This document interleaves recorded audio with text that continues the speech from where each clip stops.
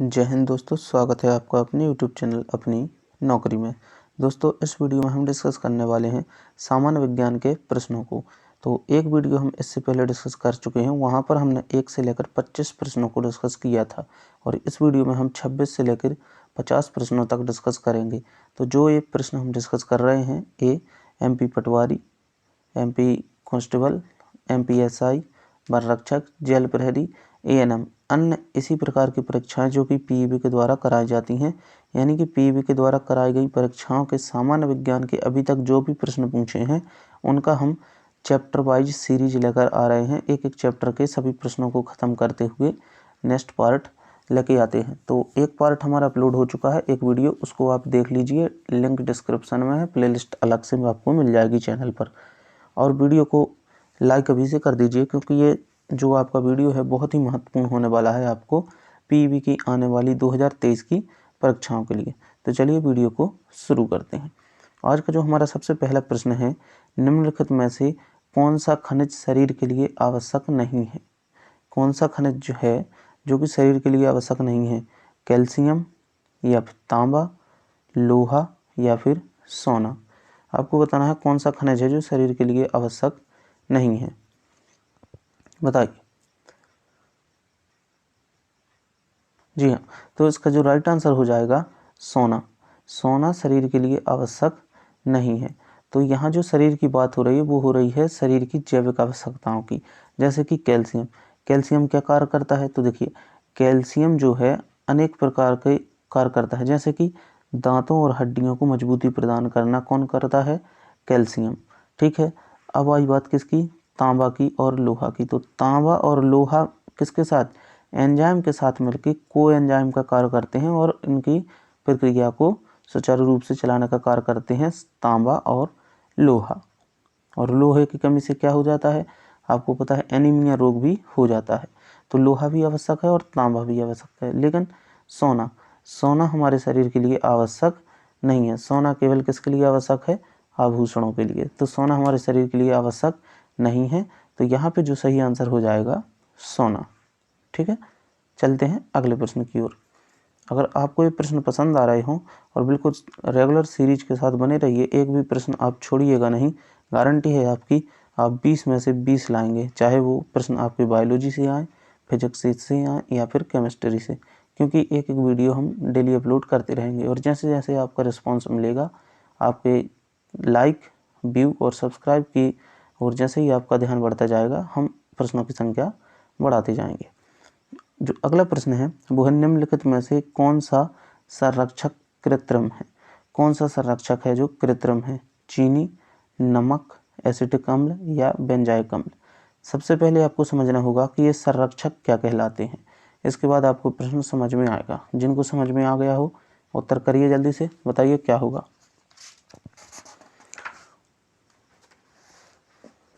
हाँ, तो जो इसका आंसर हो जाएगा वो होगा बेंजाइक अम्ल। कौन सा? Option number the. अब समझते हैं संरक्षक होते क्या हैं।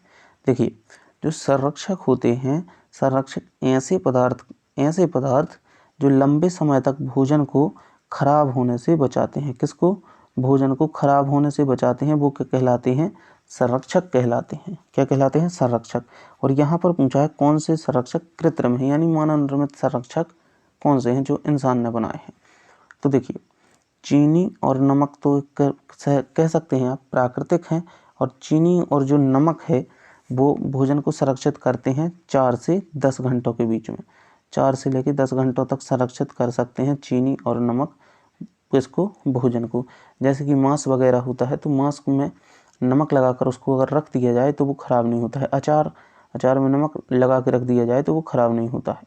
उसी प्रकार चीनी भी कई जैम के साथ कार्य करती है, जैसे कि जो किसान के चक जैम वगैरह आते हैं उनमें चीनी का उपयोग किया जाता है। उसी प्रकार एसिटिक अम्ल का भी उपयोग किया जाता है भोजन को संरक्षित रखने के लिए, और एसिटिक अम्ल भी कुछ दिनों तक इसको संरक्षित रख सकता है, कुछ दिनों तक। और अगर बहुत दिनों तक संरक्षित रखना है भोजन को तो उसमें कौन सा अम्ल मिलाना पड़ेगा? बेंजाइक अम्ल। तो ये कई दिनों तक इसको संरक्षित रख सकता है, मैनी डेज, कई दिनों तक इसको संरक्षित रख सकता है भोजन को। कौन है? बेंजाइक अम्ल। तो यहाँ पर पूछा था तो कौन सा संरक्षक कृत्रिम है? तो यहाँ पे राइट आंसर हो जाएगा बेंजाइक अम्ल जो है वो कृत्रिम संरक्षक है भोजन का। संरक्षक आप समझ गए होंगे, भोजन को खराब होने से बचाने के लिए जो पदार्थ यूज किए जाते हैं वो संरक्षक कहलाते हैं। ठीक है, चलते हैं अगले प्रश्न की ओर। अगला प्रश्न है आपका, दिए गए उदाहरणों में से कौन सा सूक्ष्म पोषक तत्व नहीं है, यानी कि बृहत पोषक तत्व है। जो सूक्ष्म पोषक तत्व नहीं है वो बृहत पोषक तत्व है। तो आंसर बताना है आपको। ऑप्शन है फास्फोरस, आयरन, मैग्नीज और जिंक। बताइए क्या होगा राइट आंसर, कौन सा सूक्ष्म पोषक तत्व नहीं है। आए हुए प्रश्न है सारे पीईबी की परीक्षाओं में। तो देखिए जिंक जो है, जिंक, मैग्नीज और आयरन। जिंक, मैग्नीज और आयरन शरीर के लिए कैसे आवश्यक होते हैं? सूक्ष्म रूप से आवश्यक होते हैं। सूक्ष्म पोषक तत्व हैं जिंक, मैग्नीज और आयरन, ये तीनों सूक्ष्म पोषक तत्व हैं। लेकिन जो फास्फोरस है, फास्फोरस आपका बृहत पोषक तत्व है और ये किसके साथ? कैल्शियम के साथ मिलकर हड्डियों, कैल्शियम के साथ मिलकर हड्डियों और दांतों को मजबूती प्रदान करता है। कौन? फास्फोरस। तो सूक्ष्म पोषक तत्व तो नहीं है कौन? फास्फोरस। क्यों? क्योंकि यह बृहत पोषक तत्व है और जिंक, मैग्नीज और आयरन सूक्ष्म पोषक तत्व हैं। ठीक है, चलते हैं अगले प्रश्न की ओर। प्रश्न क्रमांक 29 और बहुत ही महत्वपूर्ण प्रश्न है। ओमेगा 3 वसा अम्ल स्वास्थ्य के लिए उपयोगी है क्योंकि इसमें पाया जाता है।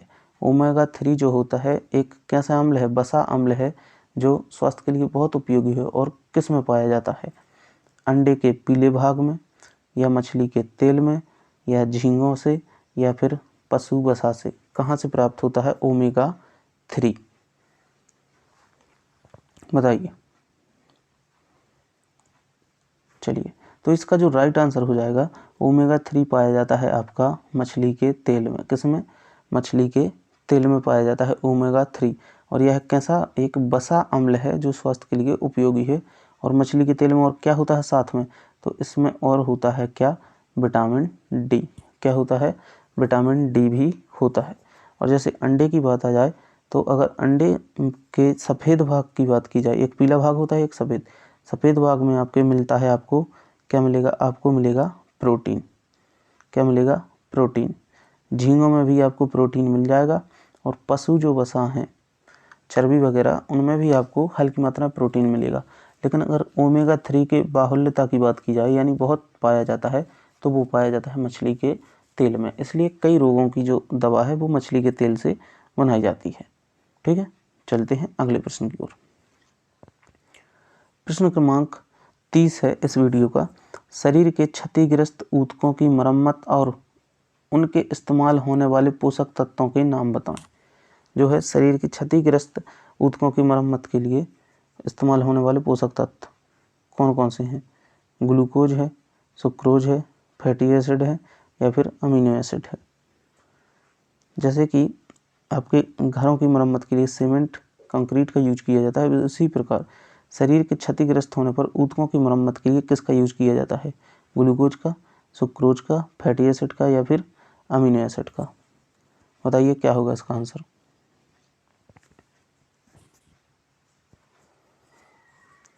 तो इसका जो राइट आंसर होगा वो होगा आपका अमीनो एसिड। क्या? Amino acid. अमीनो एसिड होते क्या हैं? तो देखिए, जो क्षतिग्रस्त ऊतक होते हैं उनकी मरम्मत का कार्य जो करता है वो अमीनो एसिड करता है। अमीनो एसिड क्या होते हैं? तो जब प्रोटीन की, जब किसकी? प्रोटीन की, आपको पता है कि प्रोटीन शरीर में मरम्मत का कार्य करता है और विटामिन रोगों से बचाने का कार्य करता है, और कार्बोहाइड्रेट ऊर्जा प्रदान करने का कार्य करता है। तो जब प्रोटीन के छोटे छोटे भाग, छोटे छोटे जो भाग हैं वो मिलकर एक साथ एक पिंड बनाते हैं तो वो कहलाते हैं अमीनो एसिड। यानी प्रोटीन के छोटे छोटे समूह को अमीनो एसिड कहा जाता है। और अमीनो एसिड यानी कि प्रोटीन ही ऊतकों की मरम्मत का कार्य करते हैं। तो यहाँ पे राइट आंसर हो जाएगा अमीनो एसिड। ठीक है, चलते हैं अगले प्रश्न की ओर। अगला प्रश्न है, बृहत पोषक तत्व खाद्य से नहीं मिलते हैं। जो बृहत पोषक तत्व हैं वो खाने से नहीं मिलते हैं। कौन सा पोषक तत्व है जो खाने से नहीं मिलता है? नाइट्रोजन, ऑक्सीजन, फास्फोरस, या फिर पोटेशियम। समझ के करना, प्रश्न गलत नहीं होगा। ऐसा कौन सा पोषक तत्व है जो आपको खाने से नहीं मिलता है? बताइए क्या है? नाइट्रोजन है, ऑक्सीजन है, फास्फोरस है या फिर पोटेशियम है? तो अगर आपने अच्छे से किया होगा तो आपको पता है भोजन से आपको नाइट्रोजन भी मिलती है, फास्फोरस भी मिलती है और पोटेशियम भी प्राप्त होती है। लेकिन जो ऑक्सीजन है वो आप लेते हैं सांस के रूप में, ना कि खाद्य के रूप में। तो यहाँ पर बात कर रही थी कि खाने से कौन सा बृहद पोषक तत्व नहीं मिलता है, तो खाद्य से नहीं मिलता है कौन? ऑक्सीजन। ऑक्सीजन किससे मिलती है? सांस के द्वारा। तो यहाँ पे राइट आंसर हो जाएगा ऑप्शन नंबर बी, ऑक्सीजन। ठीक है, चलते हैं अगले प्रश्न की ओर। अगला प्रश्न है, इनमें से कौन सा विटामिन जल में विलेय नहीं है?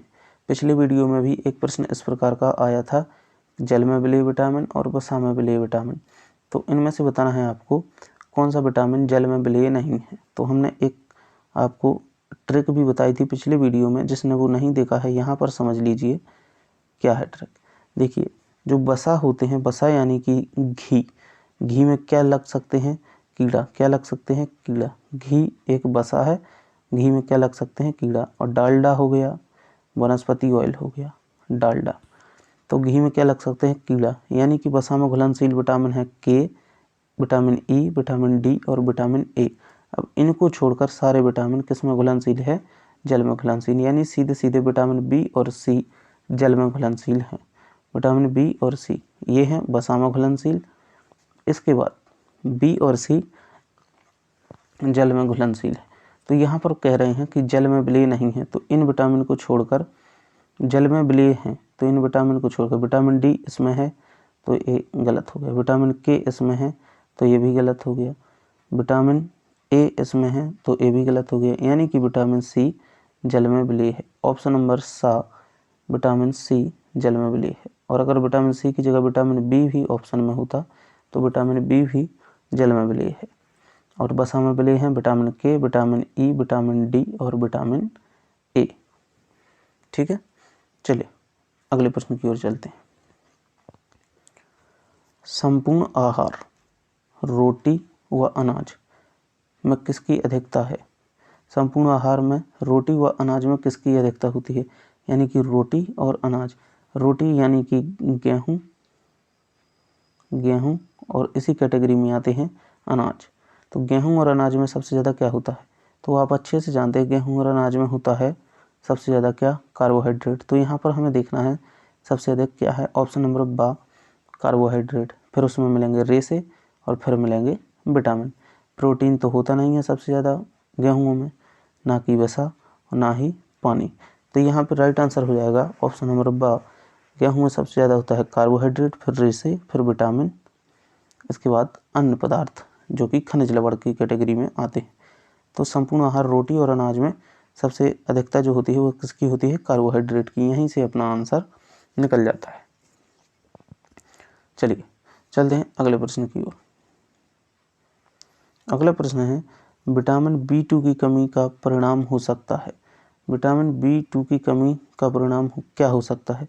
कमजोर दृष्टि, सुस्त त्वचा, दांतों का गिरना या त्वचा विक्षिप्त। क्या होगा विटामिन B2 की कमी से? बताइए।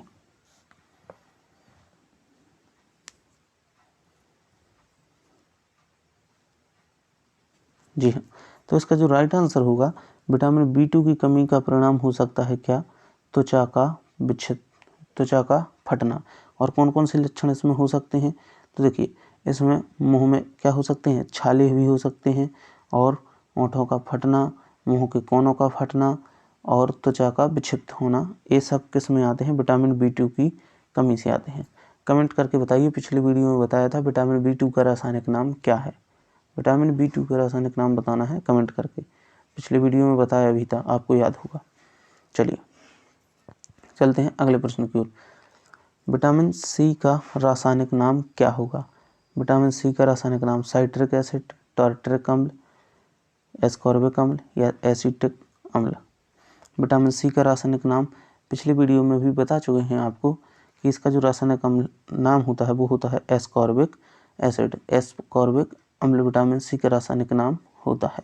और अगर इसकी सूत्र की बात की जाए तो विटामिन सी का जो एस्कॉर्बिक एसिड का सूत्र होता है C6H8O6, C6H8O6 एस्कॉर्बिक एसिड का होगा।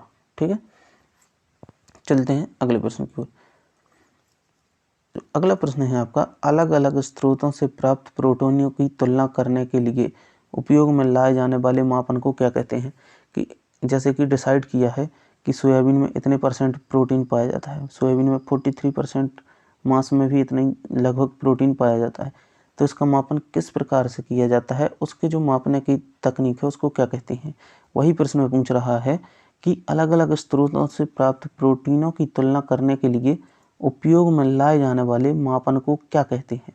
प्रोटीन की तुलना करनी है तो उपयोग में जो मापन लाते हैं उसको क्या कहेंगे।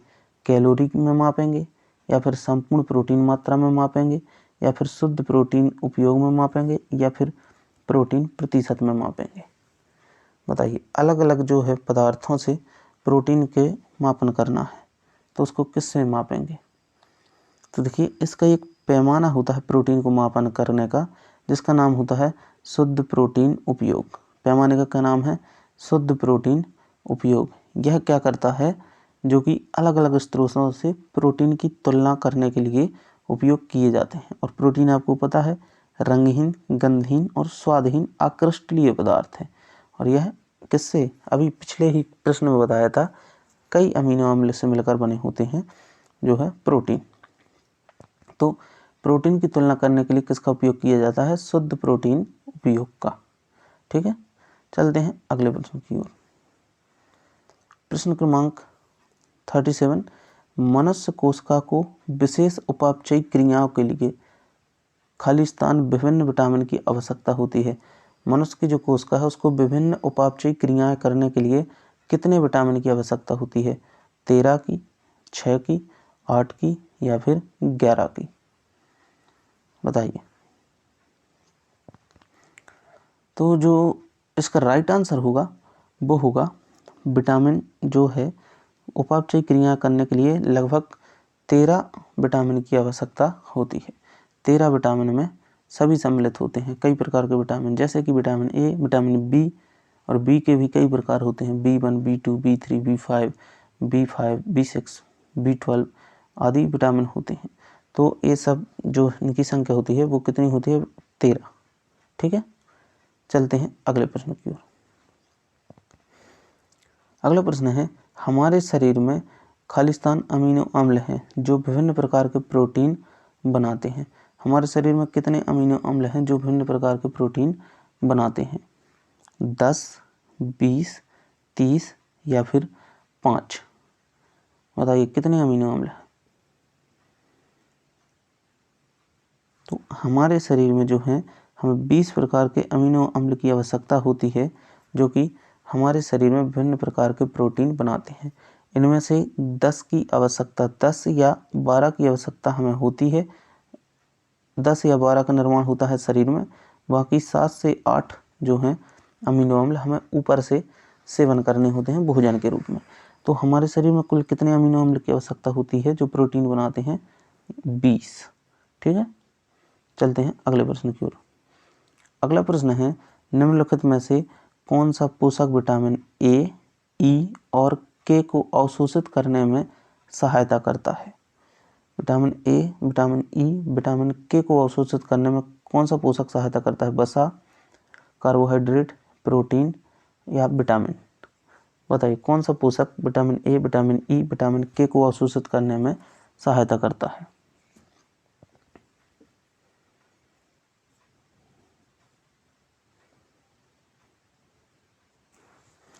तो इसका जो राइट आंसर होगा वो होगा वसा, वो होगा वसा। आपको पिछले प्रश्न में बता चुके हैं कि जो विटामिन ए है, विटामिन ई है और विटामिन के, और एक विटामिन और कौन सा है, विटामिन डी। ये सब जो विटामिन है वो किस में घुलनशील है, वसा में घुलनशील है। किस में, वसा में घुलनशील है। अब कार्बोहाइड्रेट में या विटामिन में या फिर प्रोटीन में तो ये घुलेंगे नहीं, और वो घुलेंगे किसके साथ, वसा के साथ। वो किसके साथ घुलेंगे, वसा के साथ।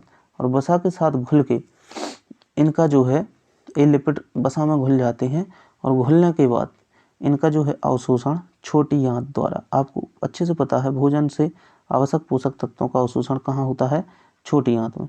तो जो वसा है उसमें घुल करके इसका छोटी आंत द्वारा अवशोषण किया जाता है विटामिन ए, विटामिन ई और विटामिन के का।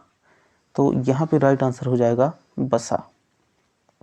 ठीक है, अगला प्रश्न है प्रोटीन के वे अवयव जो शरीर में नहीं बनाए जा सकते और जो खुराक में लेना आवश्यक है कहलाते हैं। शरीर में नहीं बनते हैं और ऊपर से भोजन के रूप में लिए जाते हैं, वो कौन से अम्ल कहलाते हैं? आवश्यक अमीनो अम्ल, आवश्यक वसीय अम्ल, अनावश्यक वसीय अम्ल, अनावश्यक अमीनो अम्ल। कौन से अम्ल कहलाएंगे बताइए। तो प्रोटीन के वे अम्ल जो कि शरीर में नहीं बनाए जाते, अभी अभी बताया था 20 अमीनो अम्ल की आवश्यकता होती है शरीर के लिए, तो कुछ शरीर बनाता है, कुछ ऊपर से लेने की आवश्यकता होती है, और जिन्हें ऊपर से लेने की आवश्यकता होती है वो कहलाते हैं आवश्यक अमीनो अम्ल। क्या कहलाते हैं? आवश्यक अमीनो अम्ल। और जिन्हें लेने की आवश्यकता नहीं होती है वो कहलाते हैं अनावश्यक अमीनो अम्ल। तो यहाँ पर पूछ रहे हैं कि जो शरीर में नहीं बनाए जा सकते वो कौन से हैं, तो वो आपके कहलाएंगे आवश्यक अमीनो अम्ल। ऑप्शन नंबर आ इसका सही उत्तर हो जाएगा। ठीक है, अगले प्रश्न की ओर चलेंगे। अगला प्रश्न है 20 अमीनो अम्ल में आवश्यक अमीनो अम्ल की संख्या है। जो 20 अमीनो अम्ल हैं उनमें से आवश्यक अमीनो अम्ल से मतलब है जो आपको ऊपर से सेवन करने पड़े। कैसा से? ऊपर से, यानी आपके शरीर में नहीं बनेंगे। आवश्यक अमीनो अम्ल की आवश्यकता कितनी है? 5 है, 8 है, 11 है या फिर 14 है? बताइए कितने आवश्यक अमीनो अम्ल की आवश्यकता होती है। प्रश्न क्रमांक है ये 41। तो यहाँ पे जो राइट आंसर हो जाएगा वो हो जाएगा आपका 8 आवश्यक अमीनो अम्ल की आवश्यकता आपको होती है ऊपर से लेने की, और जो 12 अमीनो अम्ल हैं वो आपके बनेंगे कहाँ? शरीर में। और कुल कितने अमीनो अम्ल की आवश्यकता होती है? 20।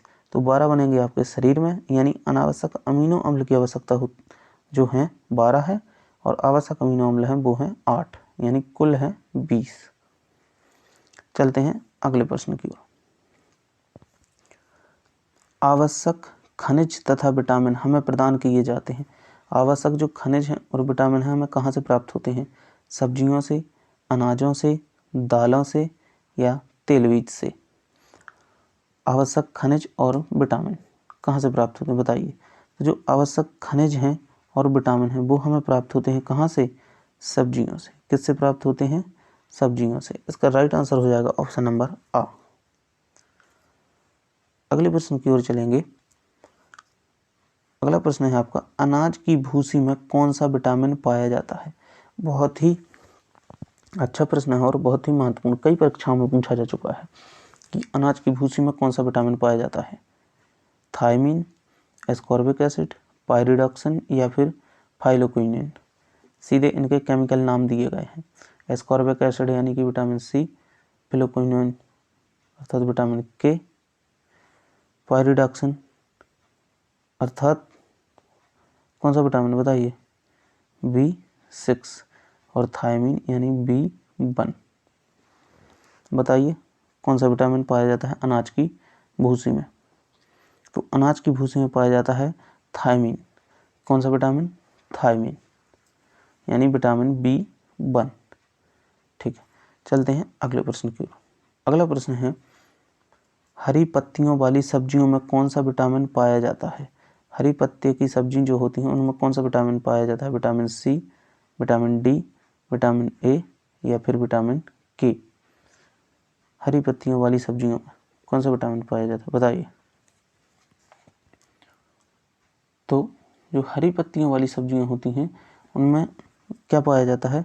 तो लौह तत्व के साथ, क्या? लौह तत्व के साथ विटामिन के पाया जाता है हरी सब्जियों या हरी पत्तियों वाली सब्जियों में, जैसे कि पालक।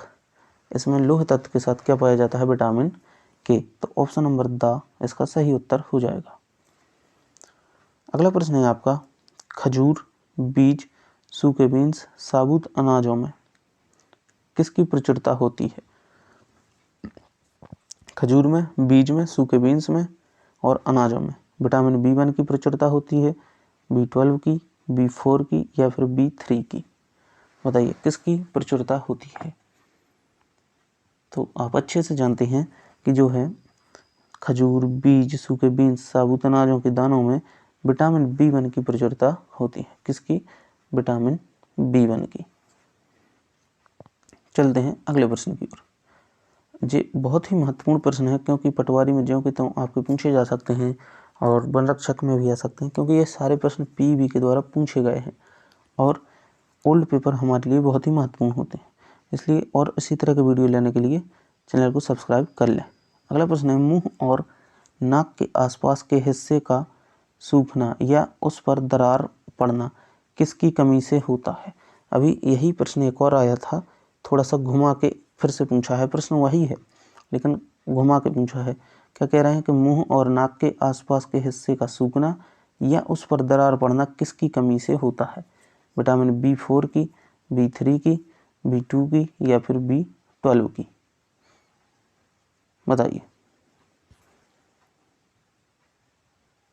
तो आप अच्छे से जानते हैं विटामिन B2 की कमी से त्वचा का फटना, मुंह के बगलों का फटना आदि संभावनाएं होती हैं। किसमें? विटामिन B2 की कमी से। तो यहाँ पे राइट आंसर हो जाएगा ऑप्शन नंबर सा, vitamin B2।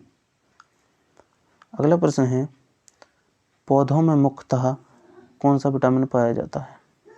Vitamin A, vitamin D, vitamin E, vitamin के?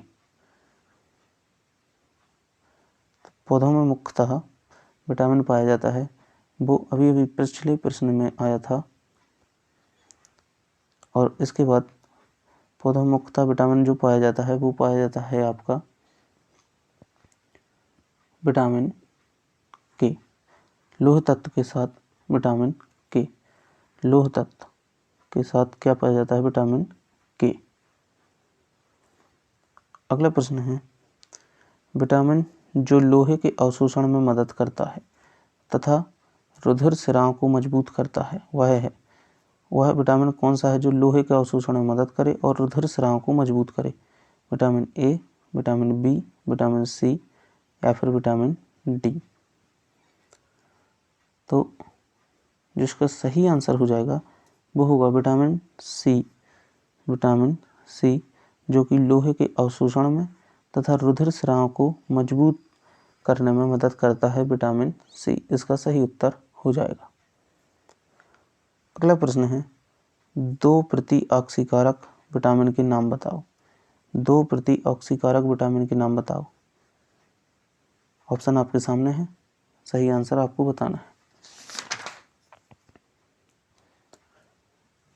तो इसका जो सही आंसर हो जाएगा वो हो जाएगा option number D, vitamin C और ई। विटामिन सी और ई 2 प्रतिऑक्सीकारक विटामिन हैं, सी और ई। तो यहाँ पर हमने कुल 25 प्रश्नों को डिस्कस किया है। पिछले वीडियो में 25 प्रश्नों को डिस्कस किया था, तो यहाँ पर हमारे कंप्लीट हो चुके हैं 50 प्रश्न। एक प्रश्न छूट गया था, उसको भी हम यहाँ डिस्कस करते हैं। प्रश्न क्रमांक 44, भोजन पकाने में कौन सा विटामिन सबसे पहले नष्ट हो जाता है? भोजन पकाने में कौन सा विटामिन नष्ट हो जाता है? Vitamin A, vitamin B, vitamin C, vitamin D?